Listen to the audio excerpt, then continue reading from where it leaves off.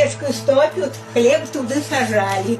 Вот на лопату раскатывали в эти, ну, в чашки.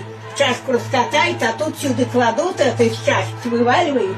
И туда в печь все. Там 3, может, кровая, 4 посадят. И вот этого ребенка берут, его завязывают в эту в пеленку, ну, завяжут и покроют. Бабушка вот все кровь моя. Покроет его вот так вот, и печку вот этот вот подержит. А там кричит человек около этого окна: «Чего пекешь?» А он там кричит: «Собачью старость». Он обнимает, опять еще раз такой, так вторят: «Чего пекешь?» «Собачью старость».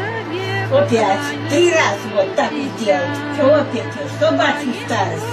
Вот 3 раза и ребенка развязывают, она привязывает его к лопате. Ребенка развязывает и все.